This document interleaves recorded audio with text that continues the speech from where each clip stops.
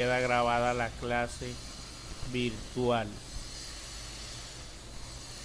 Bueno, como les decía, lo que vamos a trabajar hoy es algunos escritores de la literatura del descubrimiento, conquista y colonia. Empecemos entonces con algunos conquistadores. Entre ellos está el señor Cristóbal Colón. No lo quise poner en la guía porque ya de Colón sabemos bastante. Entonces, en este trabajo 4 no quise hablar de Colón, sino de otro conquistador y algunos frailes que hicieron parte de esta literatura. Ellos escribieron a favor de los indígenas, en el caso de los frailes.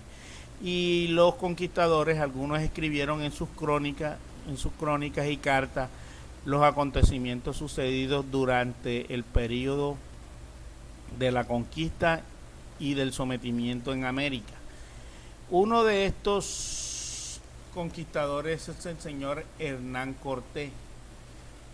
Estudió en una universidad en España y se decidió mejor a la búsqueda de aventura con esto de la conquista, con una campaña que emprendió con el emperador Carlos V. Hernán Cortés, quien lideró la expedición que inició la conquista de México, nació en Medellín, ciudad de Extremadura, en 1485. Con el descubrimiento de América probó fortuna en las nuevas tierras, donde estuvo como alcalde de Cuba durante un corto periodo de tiempo. O sea que se instaló en Cuba Hernán Cortés y desde ahí realizó todas sus expediciones. ¿Por qué se preguntarán? Pero ¿por qué van a hablar de historia si es de literatura? Lo que pasa es que estos señores, al hablar de literatura y de ellos, tenemos que hablar un poco de su biografía, pero lo que nos interesa es lo que ellos hicieron, lo que ellos escribieron. En el caso de Hernán Cortés, hizo sus crónicas y escribió unas cartas, que esta es la parte que nos interesa, las cartas enviadas, en este caso de Cortés al emperador Carlos V. Entonces, les vamos a comentar un poco sobre estos señores, hacer una breve biografía y un poquito hablar de ellos en lo que escribieron dentro de sus obras. Bueno, Hernán Cortés fue un conquistador muy polémico. Se consideró que era uno de los más bárbaros, que nunca tuvo piedad y siempre sometió, era muy bárbaro al someter a los indígenas, no tuvo compasión de ellos. Se habla mucho del encuentro entre este señor y el emperador de los aztecas, Montezuma, a quien posteriormente sometió después.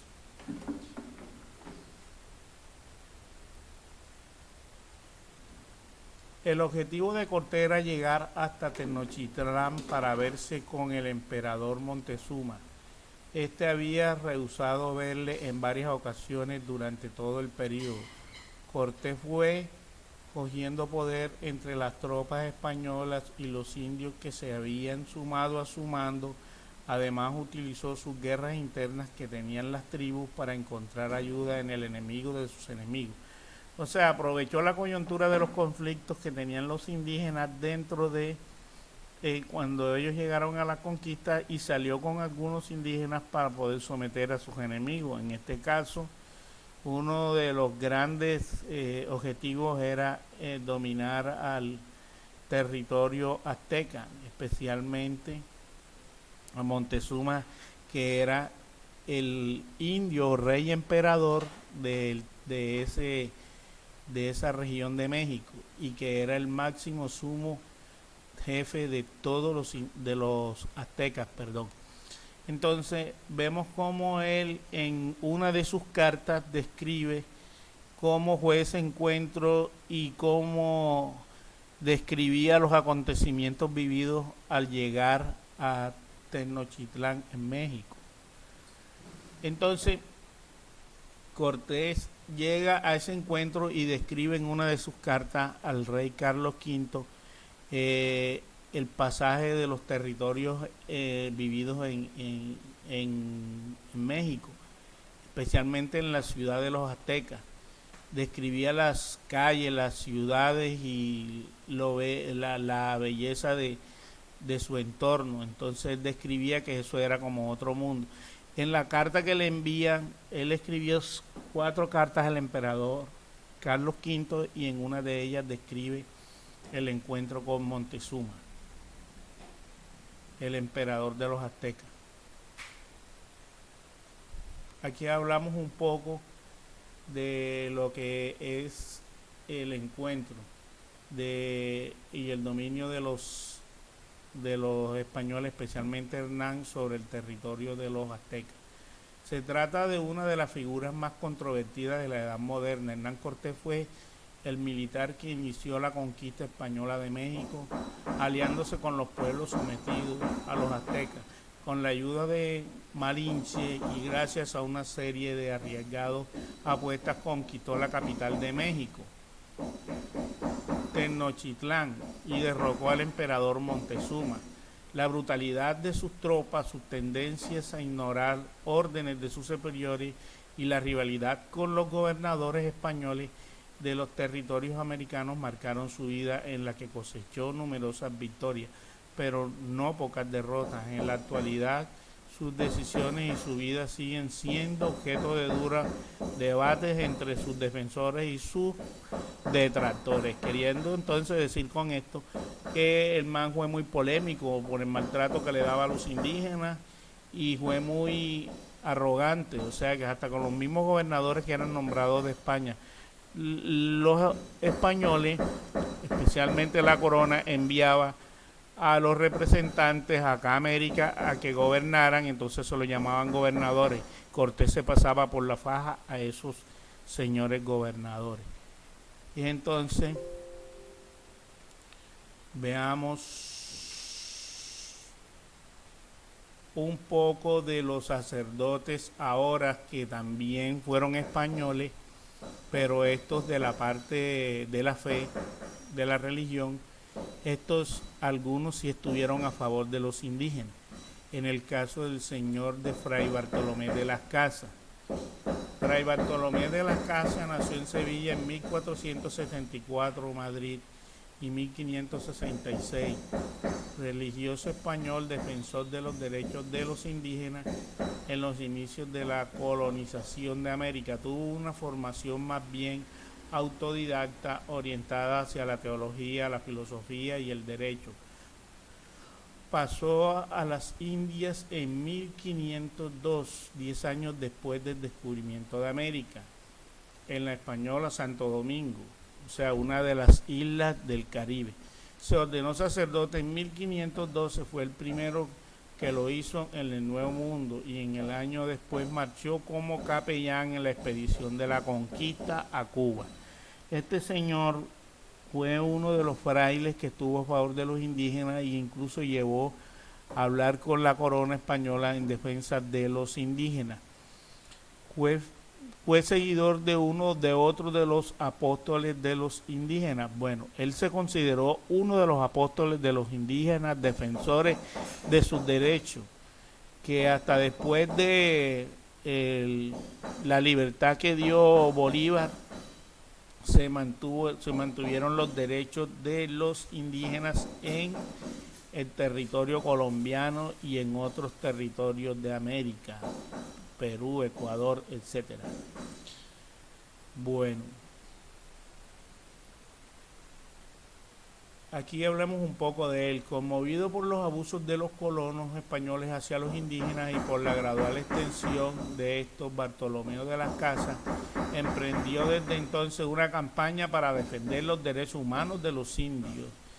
Dar ejemplo, empezó por renunciar a él mismo en la encomienda, que eso era una forma de trabajo que le daban a los indígenas, pero eran muy forzados en esa famosa encomienda que le había concedido el gobernador de Cuba, denunciando dicha institución, la famosa encomienda, castellano, como una forma de esclavitud encubierta de los indios.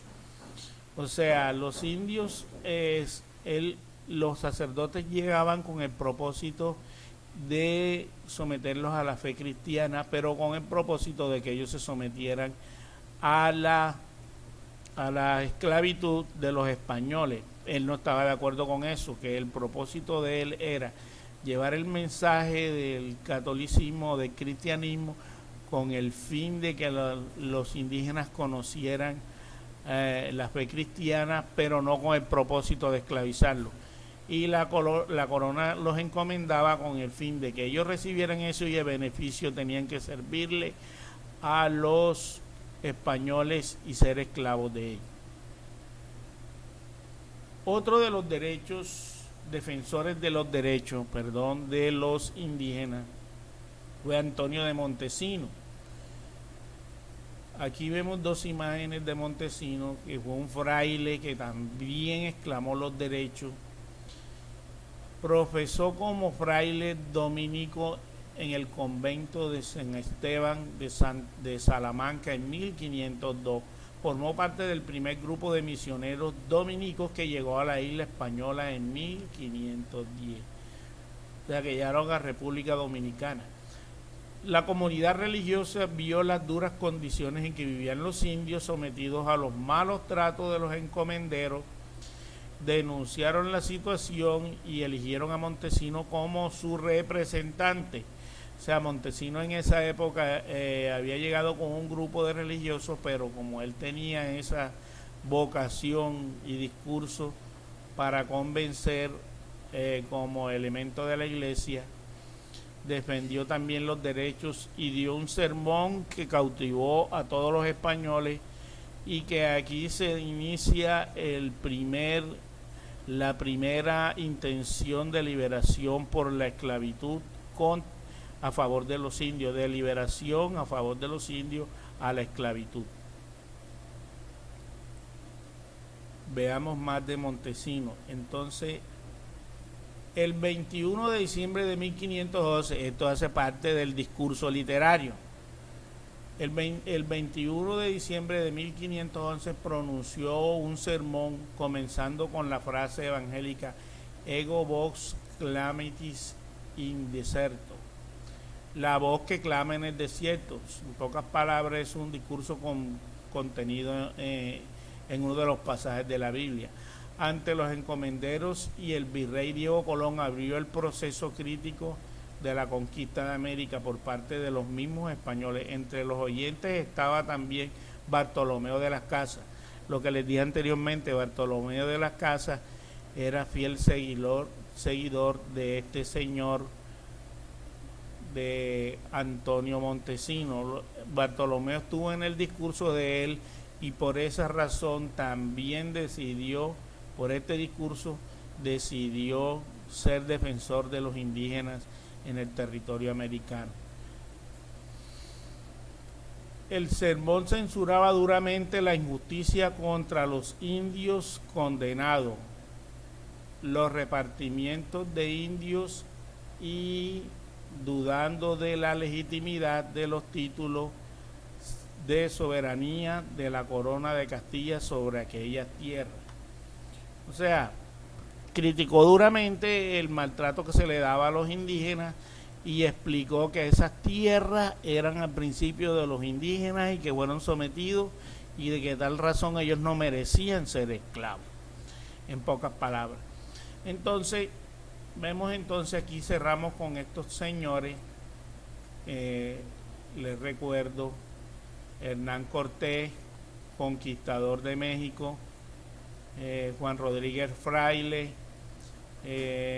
sacerdote que fue también defensor, conocido como el apóstol de los indígenas, y el señor Antonio Montesinos, que a través de su discurso exclamó el derecho a la libertad de los indígenas, y de aquí emprendieron muchos sacerdotes el derecho a la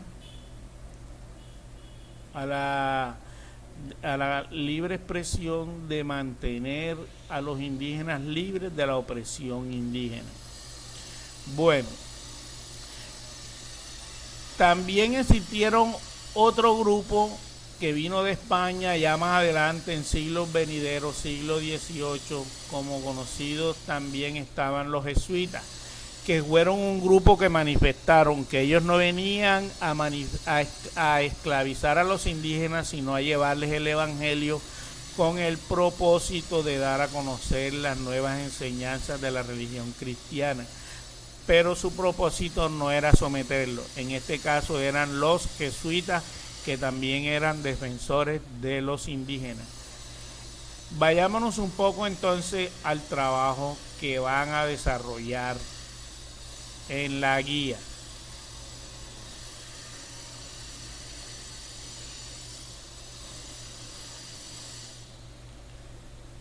Bueno, vayamos al trabajo que van a desarrollar esta semana en la guía. Aquí tenemos la primera parte al señor Hernán Cortés. Van a leer la tercera carta de Cortés al emperador Carlos V. En esa carta él habla sobre la descripción del territorio azteca y el encuentro con el emperador Montezuma. Él describe y hace un detallado fogueo de la situación de que vivió allá al encontrarse con los primitivos pobladores en ese entonces, especialmente en la ciudad de Tenochtitlán. Leen esa carta. Después de haber leído esa carta, ustedes van a responder las preguntas relacionadas con ese texto. Esto se llama interpretación textual. Recuerden que hay que leer y comprender el texto para luego responder. Esto lo hacemos en clase. Recuerden que esto lo hacemos también en clase. Aquí están las preguntas de la A, B, C, D hasta la F y G. Está un informario que deben contestar, escribiendo al frente los relacionados con la carta. Aquí tienen 1, 2, 3, 4, 5 interrogantes que van a responder relacionados con la carta. Después que usted la haya leído, le es fácil de contestar.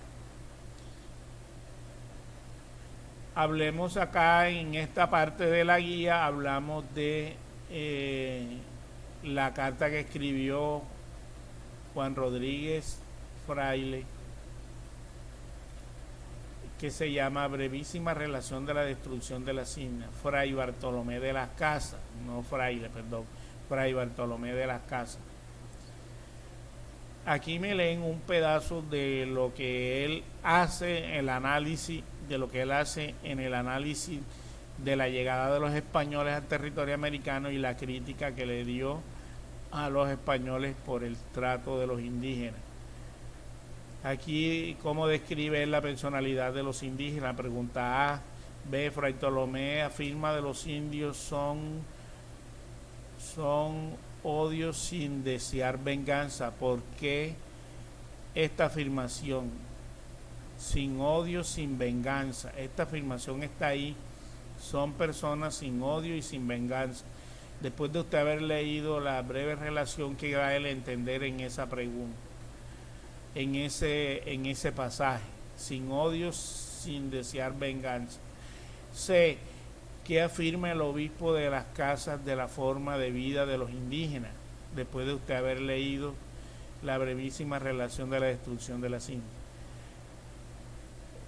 ¿A qué se refiere la expresión no soberbios, ambiciosos ni codiciosos? Usted lo va a explicar después de haber leído. Bueno, los defensores de los indios, leen el pedazo que está de los defensores de los indios. Hay otros misioneros que están aquí, aparece Bartolomé de las Casas, Antonio Montesino, Toribio de Buenaventura, los jesuitas, entre ellos el padre José de Acosta. Bueno, leen eso y con relación a eso responden las preguntas del texto anterior. Y colocan al frente en la pregunta G lo relacionado con el texto de los defensores de los indígenas. Les recuerdo a los estudiantes que si no alcanzan, alguno no alcanzó a ver esta clase, yo paso este video a las actividades que voy a poner esta semana y le queda el video en el WhatsApp para que usted lo repase, porque yo lo subo a YouTube y usted, si necesita ver, los que tienen internet, claro, pueden ver el video de esta clase si no alcanzó a verla. Entonces, les agradezco que se hayan conectado. Estamos haciendo un esfuerzo. Esta semana voy a publicar todos los estudiantes que han enviado. Le tomo la foto al control de notas que llevo de los que me han enviado y ahí mire su nota, porque estoy teniendo en cuenta cómo me envía el trabajo, si me lo envía bien presentado, si está organizado, esos que lo trabajan en Word y lo responden bien, yo no sé cómo hacen, pero tienen una nota buena porque se esforzaron y lo trabajan en Word. Los que me hacen el trabajo en el cuaderno, pero que está bien bonito, bien organizado, también tiene una nota válida. Hay unas letras que me cuesta entenderlas. Entonces, el trabajo debe ser claro e impecable. Entonces, esos estudiantes no van a tener la misma nota que los estudiantes que presentan un buen trabajo. Pero ahora me va a criticar y me va a vetar por la letra. Yo tengo que calificar una nota válida de acuerdo a la organización. Usted sabe que en lengua castellana también se califica la ortografía, no solamente la ortografía, sino la buena presentación, la buena caligrafía, porque ahora con esta situación que se presenta tengo que revisar hasta buena letra. Entonces les voy a agradecer que escriban claro, escriban nombres y apellidos completos, no, algunos no lo hacen. Entonces escriben Carlos Pretel, ajá, y los otros apellidos, ¿qué? Y el otro nombre, nombres completos y apellidos completos. Entonces les voy a agradecer entonces por haberse conectado, todos los que están ahí. Una clase de esta dura aproximadamente media hora o 40 minutos. Les voy a agradecer los que se conectaron porque están interesados en sus actividades. Si quieren pueden hacer alguna pregunta ahora de una vez por aquí por el WhatsApp y lo aprovechan. Por el WhatsApp o por Facebook pueden hacer la pregunta ahora.